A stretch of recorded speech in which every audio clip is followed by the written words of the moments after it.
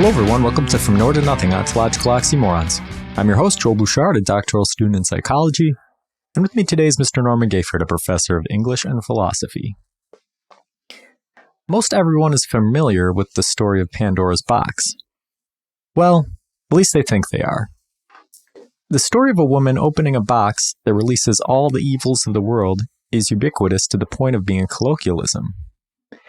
The only problem is that many, if not all, the details we know of them could be wrong. So what does the story mean? And how is this meaning changed if the details of the account change?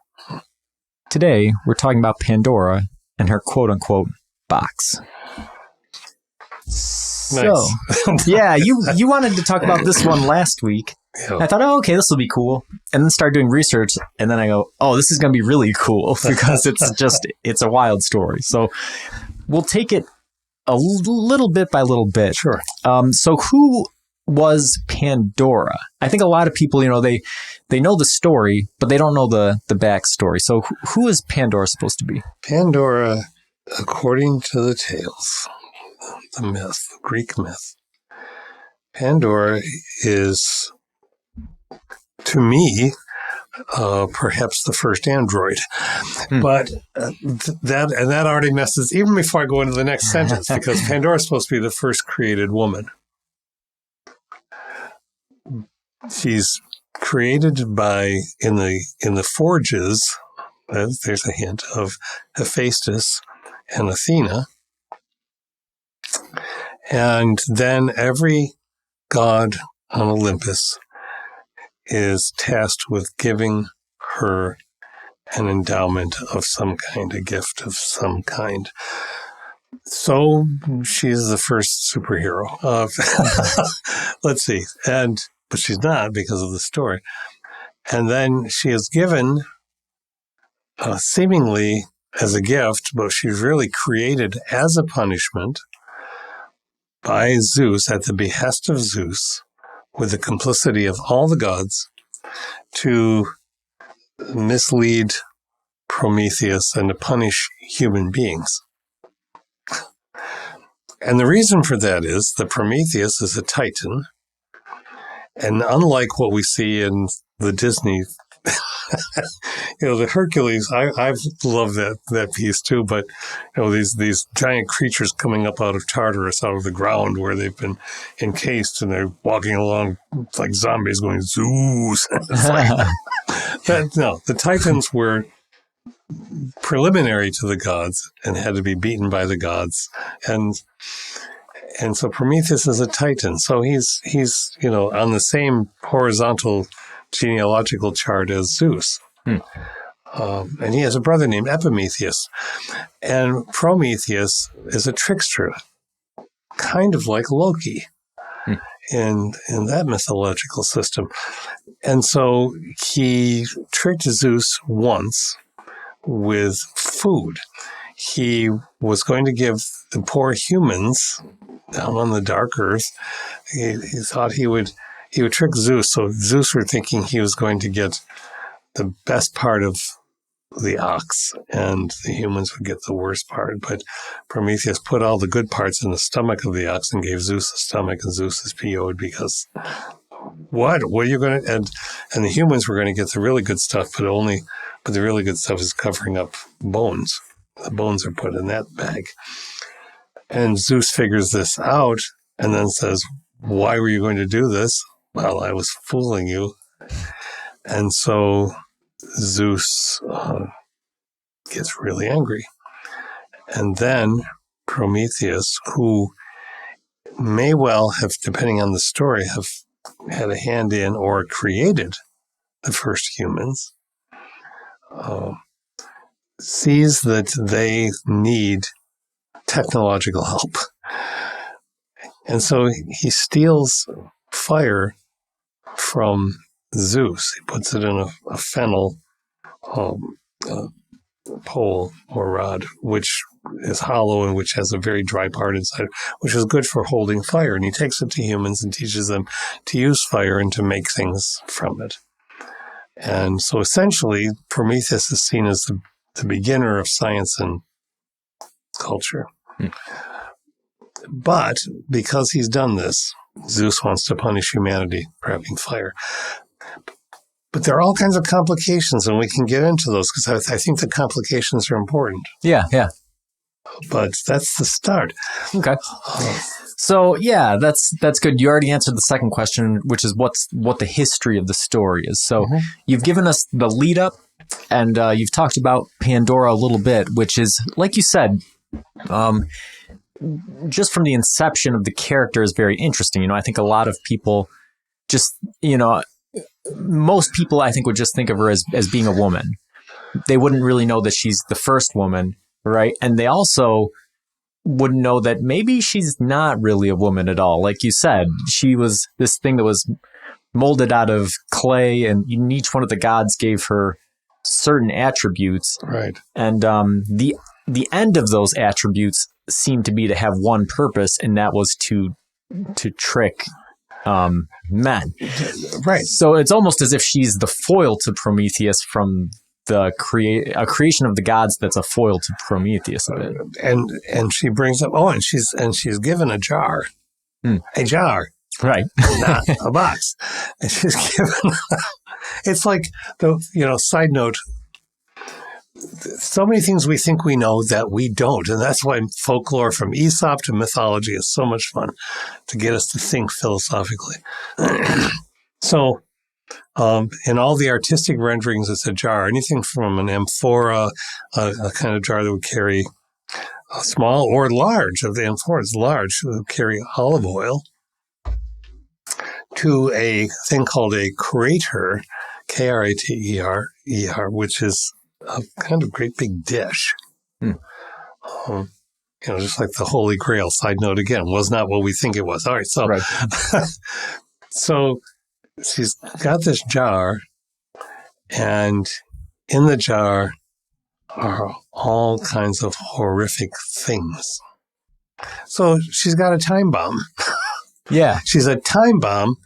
She's been created for the purposes of misleading people. We don't know if she has, so it's an AI question. We don't know if she has her own personality. It's a free will question. We don't know if she has a choice about doing the things that she does. It's a theological question. Gee, the gods are going to punish human, because another complication is that the way that even Hesiod in the Theogony, which is where we have the oldest reference to Pandora, the way that the wording occurs in the stories over the years is that Prometheus Zeus takes the fire back from humans. So humans have the fire, but Zeus thinks they shouldn't have it and pulls it back. So then I'm thinking of the Babel story. So there are all these connections to sacred text, from mythological system to mythological system. And she's not the same as Eve, but she still takes all the blame. The gods do all of this, but it's the woman's fault. Yeah. And so, before we dive into those details, maybe we should give a synopsis of the story, right? Okay. We could read it. It's a little bit long, but why don't you give us a picture of it? So we know that Prometheus has done this thing with fire. Zeus wants to punish the humans. Zeus sends to Prometheus. Pandora was supposed to marry Prometheus, but he sends it to Epimetheus, Prometheus's brother. Now, Prometheus traditionally means forethought.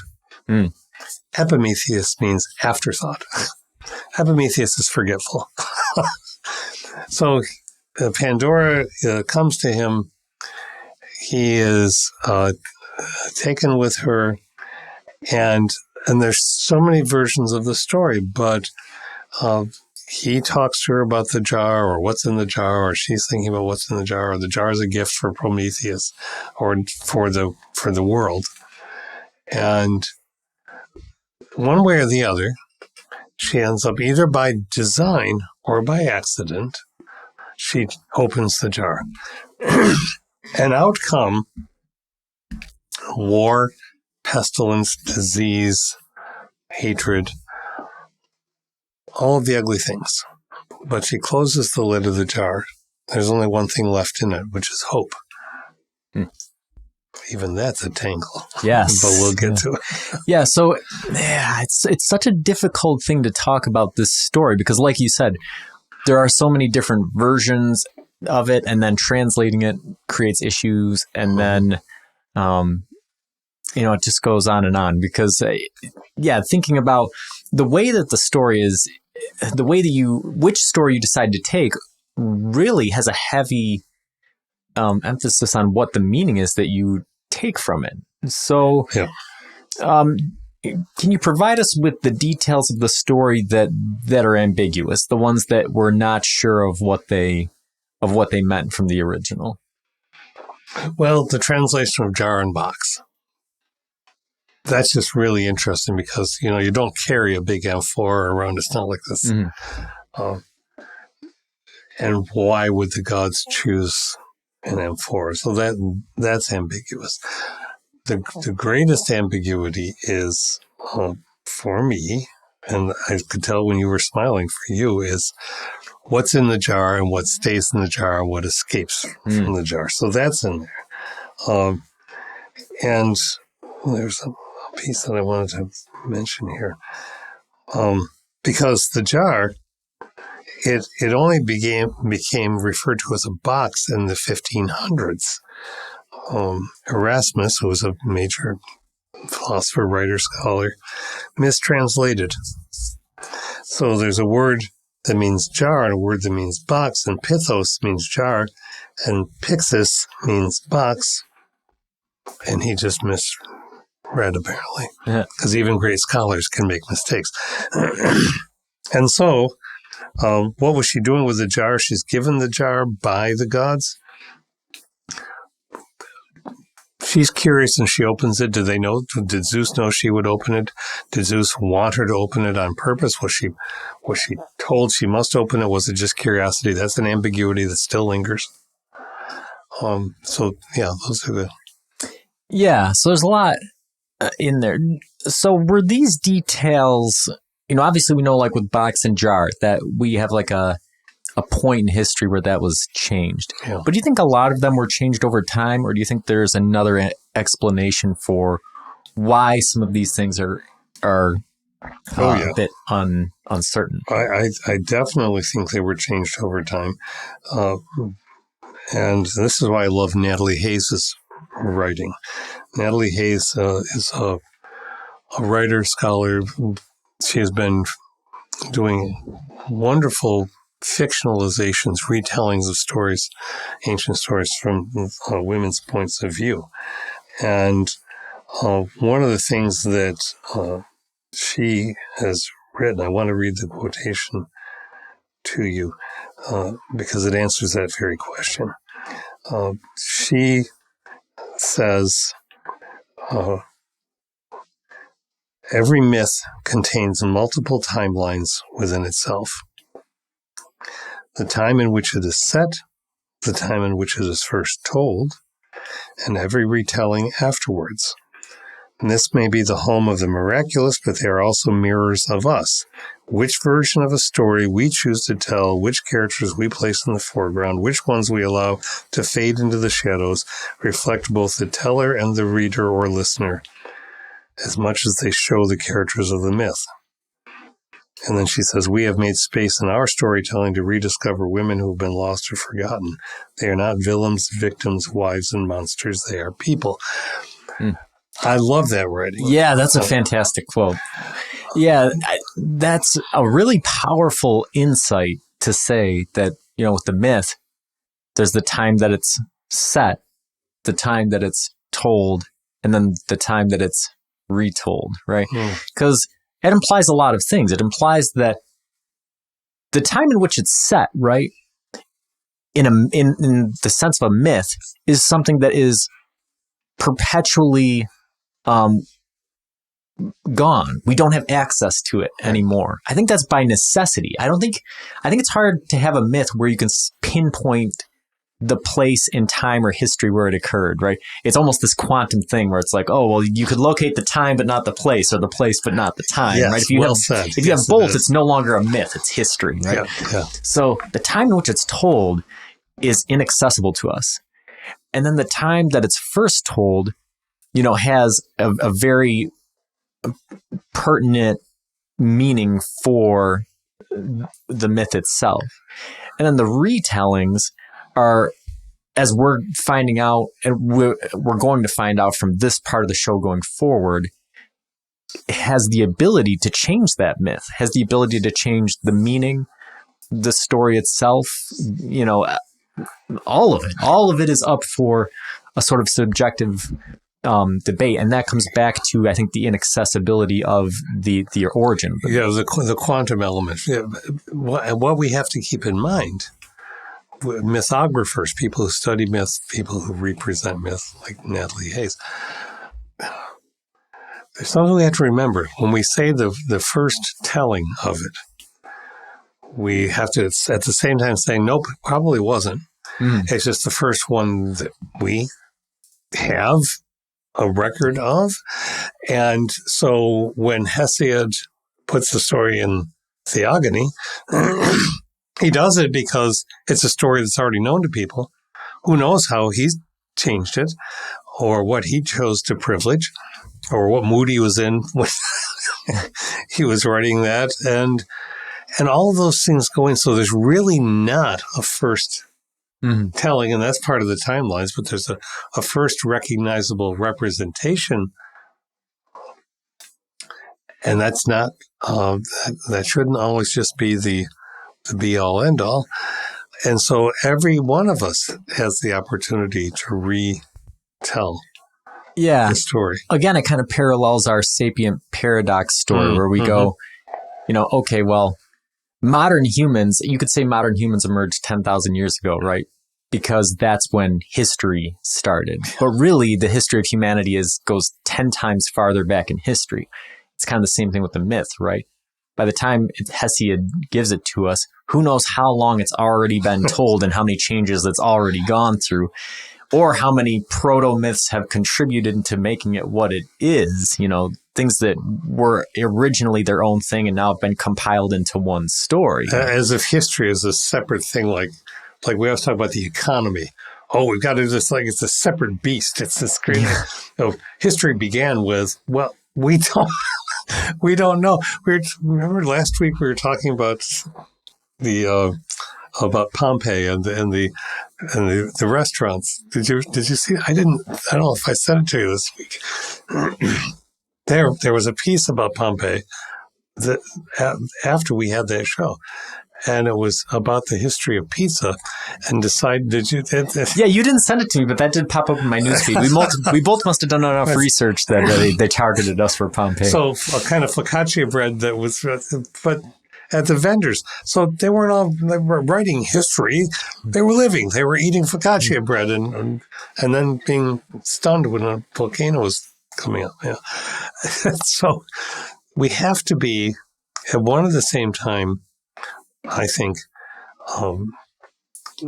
grateful for the stories that have been preserved, but also remembering that, like sourdough bread, you can make bread off of something that's existed for a couple of 100 years, but it's still going to be your own unique bread because every loaf is going to taste a little different. That's an odd metaphor, but I think that it works for storytelling. Yeah. You keep the sourdough, I've forgotten the proper name for this. Oh, a starter? The starter in a jar. It ferments. It can ferment for generations. And so what you get from that starter is not necessarily how it tasted back at the beginning. Yeah.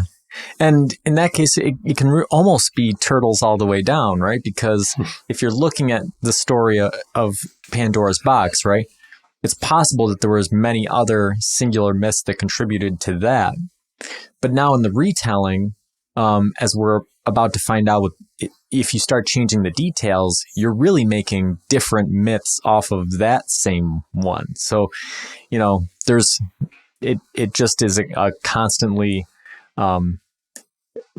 almost, it's almost reproduction, right? It's like you have this thing that's continually, expanding, but each variation is slightly different. Yes, the genetics of stories. So I've got quantum stuff. We got genetic stuff. We've got sourdough. We've got, but the philosophical questions that it raises. Are we ready to dive into those? Yes, I think we are. So I think the big question is, how do the changes of the details affect the meaning of the tale? So let's start with the big obvious one that we've been talking about. Do you think that the fact that it was changed from jar to box has any impact on the meaning of the story?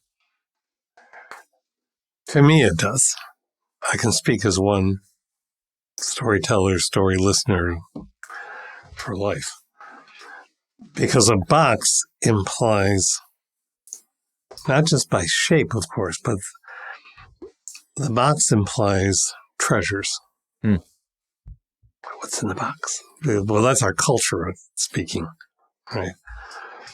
So you see a jar, and you might think food, or in ancient times, wine, olive oil, and so on. But it doesn't have the same gift resonance that box may have for us. So that's one thing.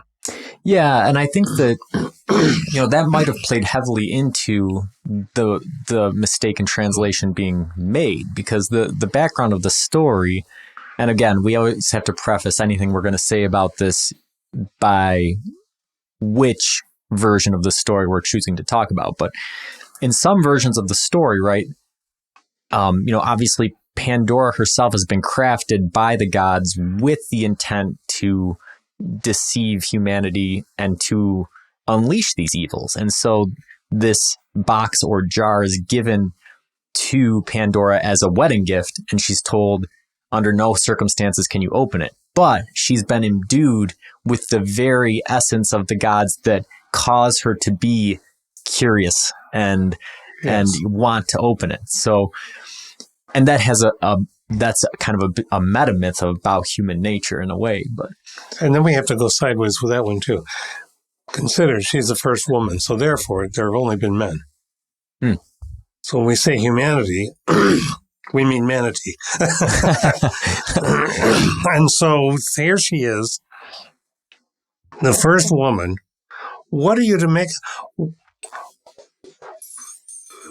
Epimetheus is not stunned because he's seen goddesses. He's been part of that whole thing. But she's a human woman, so there are implications that, or seemingly, she's not a human woman. She's made that way, but what makes her human if she's just given all of this stuff and she's wound up and sent? So it causes us to question the idea of humanity. And wait a second. So all these men for multiple generations were just living without any mothers. So they were created and they just kept going. There was no fresh generation.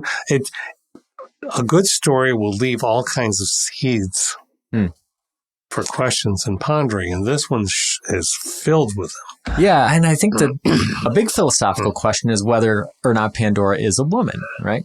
So we've talked about how, this is problematic, right? Because she was crafted by the gods, right, to have certain characteristics. But if you have a religious viewpoint, then there's nothing about that description that invalidates her as being a human woman versus a pre-programmed android or meat machine, right? Because if you believe that God or gods or there was some deity that created humans, then that deity almost necessarily imbued them with certain characteristics, which is a type of programming, right? And so we've talked about this before. Yeah, so just because the gods gave her certain characteristics, right? Oh, okay, the blacksmith gave her a shape, and Aphrodite gave her beauty, this and all these things. And Mercury, Hermes. So she's super speed. Right. Why do you need that? Is that human? That's metahuman. That's So is Pandora human, or is she something else? Yeah, is she a crossover? And why the heck are you punishing humans for taking back something that you gave them? Why are you punishing them when one of your own kind, a Titan, or somebody, gave them fire in the first place, or they figured it out for themselves, and now you're taking it back, and now you're going to punish them because they figured it out for themselves? That's where it takes me to the Babel story. Yeah. Yeah, and there's a lot of things in there that are, there's elements that cross over quite a bit. But before we get that far, I think that we'll address the biggest change, which is this idea of what's inside the box, right? And so this is sort of the linchpin on the moral of the myth, right? What you take away from it is this idea of what's in the box. And so in the traditional story, like you said, there's all of these evils that escape from the box. Pestilence, war, disease, yeah. Right. Depression. Yeah.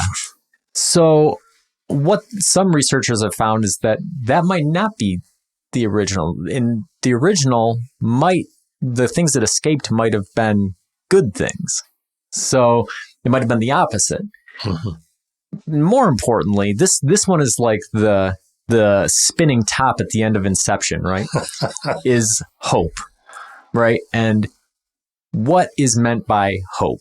And so in the Greek, you have this word, and it essentially means expectation. But you can use the same word to mean expectation of good things or expectation of bad things. Yes, you can. And so what version of the word you decide to use to interpret hope contributes significantly to the moral of the story. Whether or not the jar that hope is stuck in is a prison that it cannot escape from, or is a pantry from which humans can now access it, has a huge effect on the story, right? Yeah. All of these things. So why don't we talk about hope a little bit? All right. Well, it is an old word, but the Old English word is just following up on what primarily was salvation or mercy. The Germanic word was more of trust. And then we go back to wish for. That's the 13th century. And the phrase, we've got to look at this phrase, the 1600s. To hope against hope. That was the first time that phrase got used. Hold to hope in the absence of any justification for hope, which comes from King James. And so we go back through it, and it's trust what you said, which isn't trust so much as expectation. And we've changed it into something because, of course, words constantly change. But expectation is very different. Trust is not the same thing as hope, I think, in our own vocabularies. But if it's in the jar, and I apologize for all this throat clearing. I'm going to blame it on the fire smoke because I've been wearing masks, but I don't know if it's an allergy or what to this. But hope is in the jar. And as you say, there are interpretations where the opposite happens. Good things fly into the world and hope is kept in. But hope, if it's in the jar, was intended, one would think, to also be a pestilence. Hope is an evil. Yeah. There's almost an existential. Yeah, and I think that the original text of Hesiod backs that up a little bit, because at other points during the poem, he refers to hope as being something that's useless or unproductive, right? Yes, he does. So he appears to have a negative view of hope. But like we said, the word hope in the original language can mean expectation of good or bad, but it was used about 80% of the time to mean expectation of good and about 20% of the time to mean expectation of bad. So in all likelihood, Hesiod probably meant it as an expectation of good things, but he had a pessimistic view towards it. So if we take that within the context of the whole story, when all of the evil is let out into the world and hope is kept in, it's probably hope for good things. And that hope for good things is probably seen pejoratively. Mm-hmm. But I think that the question that still hangs there is hope, is it locked away inaccessible to humans, or is it kept for humans to be able to use, right? Which is the pantry idea of go to the jar, reach in, get some hope. Yeah, and if hope was still in the jar, was it in the jar because it chose to stay behind, or was it just the last one out and they were able to put the lid back on before it escaped? The lid, right? Okay. Yeah. And was it intended, like you said earlier, was it intended to be an evil, or was it kept in there as, something that was good? I think based upon the context, we probably know the answer to that. Well, and that to me, it's a deeply philosophically important question. What is the role of hope? Is there a role of hope in living a good life? If you go back to the tree of the knowledge of good and evil, you place that tree right there, and you say, no, you mustn't eat of the fruit of that tree. Any deity worth its omniscience is going to know that fruit is going to be eaten. Zeus knew that the lid would be lifted off the jar. Yeah, and that's where the parallels are interesting, right? Is because the jar and the tree of life might as well be the same, right? And in both stories, you have woman who is created with characteristics that are supposed to lead her to open the jar or eat from the fruit. But in the Greek story, this was done on purpose by Zeus to punish men. But in the Christian story, God is supposed to be unaware that humans were going to eat from this, despite the fact that he lives outside of time or space and knows everything that could happen. Yeah. So there's been a lot of Christian philosophy and theology that have looked into this problem of evil. Sure. So that's a whole different podcast. It is. But the parallels are interesting. And the question is similar. In the release, do you release this knowledge into the world? Do you release these things into the world? Because for me, philosophically, it's where the story falls really, really short. It doesn't work for me in this way. War existed from the very beginning of time for the gods. They were eating each other. They were fighting each other. They were at war with each other. So it's not like war didn't exist in the universe. The likelihood that you're going to keep humans from war is very scant, especially since when your motivations as a god are very human motivations. I'm angry. I am angry that you tricked me, Titan, Prometheus. Moreover, I'm angry that that you took back to humans what I took away from them that they had in the first place. I mean, put this in the context of brothers. I had it first. You don't get to have it. That's mine. No, I'm going to come over and get it.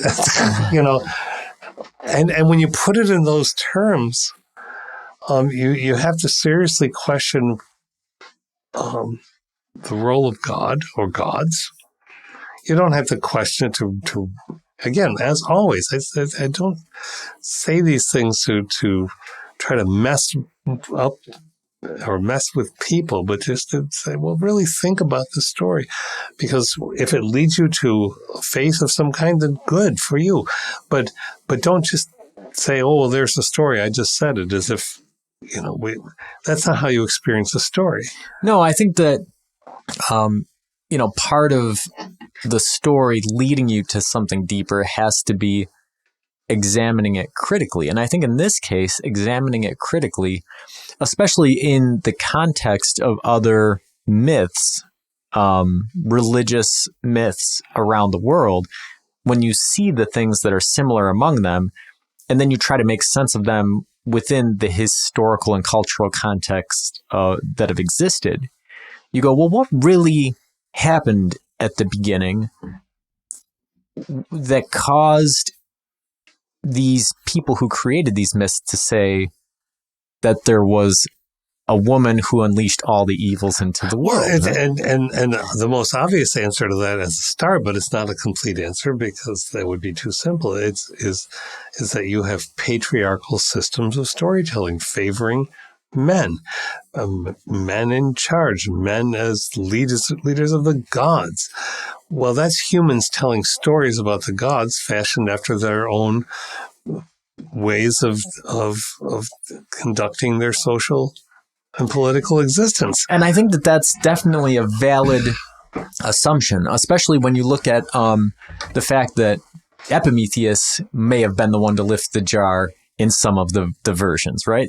So in that case, you know, patriarchal storytelling may have used Pandora as a scapegoat retroactively in order to sort of blame women for releasing the evils into the world, when that may not have been what the original story said. It may not have been. But I think there's also an interpretation where you could say there's something deeper there. When you think about the Iliad, right, where you have Helen of Troy, right, causing this massive war, right, because you have these factions that were warring over her. It makes you wonder if maybe somewhere towards the beginning of time, there was some sort of epic battle over a woman, and then patriarchal storytelling decided to write that into myth as a woman releasing all of the evils into the world. Well, yes, because Helen is, back to Homer, it's presented as this inarguably beautiful being, so that it's justifiable that men would treat her as property and say, no, she's mine. No, I'm over. She's mine.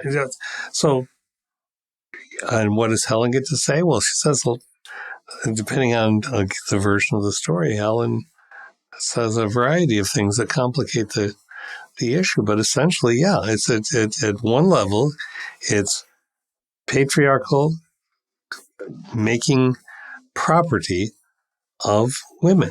I mean, Pandora is created multiply. Her name means all gifted or all giving. There's an alternative translation for it. So the giving of the gifts.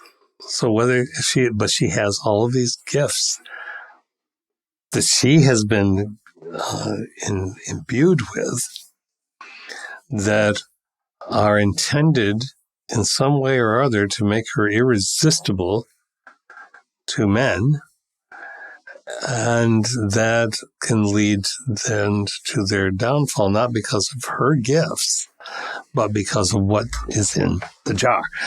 So her gifts don't get used. Right, and this is where I think we get to the kernel, the philosophical kernel of this, and the deeper meaning that kind of goes into it, right? You have this woman, And when you get to that point, I don't even think that the gender really matters, right? If you just view Pandora as being representative of humanity as a whole, you see, okay, she has all the attributes that she's given by the gods are things that make humans uniquely human, right? She has curiosity. She has, she's well spoken. She has, the form of a human being and things.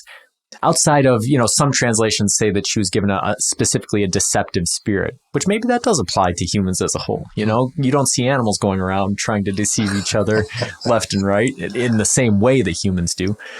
And then she's named all gifted, right?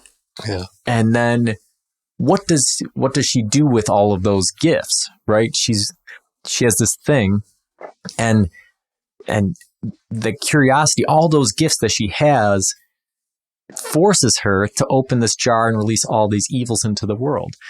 Well, if you look at that as a story for humanity, right? And it's fascinating that fire is at the beginning of it, right? Because what has been the story of humanity since fire was created? Look at us right now, right? With the situation that we're in, global warming, right? The earth is warming. Why is the earth warming? Essentially, it's due to the creation of fire, which has evolved over the years into a combustion engine, which, despite all of the gifts that we have and all the gifts that it has given us to evolve as a species, it has released all of the evils into the world, right? Yeah. And what role does hope play, right? Is hope a bad thing because it causes us to look out at the world we've created and say, you know what? I have an expectation that good things are going to come from this. Or is hope, is it a bad thing because we think that, or is it a good thing because we think that, I really like you're bringing it right up into the climate crisis. That's terrific. I think that hope in that sense is I think more negative than not when it is taken in its passive form. I hope things will get better. What are you going to do about it to help them get better? And then you get into all the paroxysms. Well, what can I do about it? And we list all the things that we can do. And then we start looking at the things that we are trying to do. And then we tell ourselves, yeah, but that's not going to account for a ton of carbon in the atmosphere. But then we do them because we realize, well, we're taking some kind of action that we can at least tell ourselves we are trying. Yeah. But hope by itself is a piece of gold sitting on the ground. Hope is it's a thing sitting in a jar. It's passive. Yeah, and I think that in that way, hope was sort of the focus of the existential philosophers in a certain way, right? From exactly what you're saying.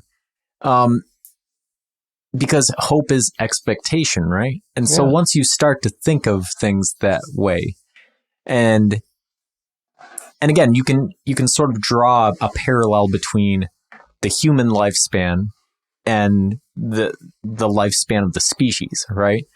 So we've talked a lot in previous episodes about death, right?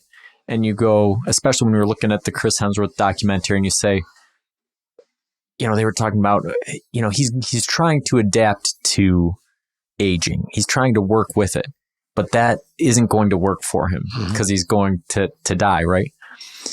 But then you have to ask the question, well, what alternative does he have? You don't have an alternative, right? So even though adaptation won't work, it is still your best course of action, right? And then if you look at the species as a whole, I think it's something very similar, right? We know even if humankind were to shape up its act right now, turn everything around on a dime, return Earth to its splendor, whatever, right? The sun is going to engulf the Earth in 10 billion years, right? We're going to get incinerated. If we happen to make it off the Earth, make it to other planets, right? We could extend the lifespan of the species, a few billion years, but then eventually the whole universe goes dark and we die, right? The ultimate end is death. So then that's existentialism, right? Is you go, well, if the ultimate end is death, then what does it matter when it comes? What does it matter what it means, right? And the crux of that is hope, right? If hope is a passive thing where you look death in the face and you go, and you just say, well, I hope it turns out all right. That is meaningless. That is useless, right? You have to put hope into action. You have to say, even though I know this thing is coming, even though I know what the end state is, I approach it. Yes, I have to believe that what happens between now and then, I have some ability, some autonomy to influence it, and that it has some meaning. And that's exactly it. And that's the existential part of it. And it makes it tenable, palatable, and good that hope stays in the jar. Because in that interpretation, that's where I've lived with this story for a while. If hope gets out, then nothing will happen. It's the worst calamity that there is. If you just, everybody going, oh, I hope it'll be fine. I hope it'll be fine. And the world ends. Yeah. Yeah, that's interesting, right? To think of that as hope as being, the greatest evil, and that we're lucky it didn't get out, right? Or, that being the moral of the story. And there's a writer named K.J. Parker who was the first time that it was first writer that I encountered who actually had said something about this, because I felt like I was just, many people have thoughts and you think, well, am I just being perverse for thinking this about the jar? But no, I don't think so. No. So yeah, it's just a fascinating story, and I hope that people will think about it a little bit deeper now. But yeah, the thing that I love about it is that, like all the other philosophy that we look at, you dig into it and it's not what it seems. And when you get right down to it, you go, man, I'm never sure that I'll know what this means. That's it. A good story, and thus philosophy of story, a good story, you really don't know entirely, because there's always more to uncover. Yeah. So until next time, keep on.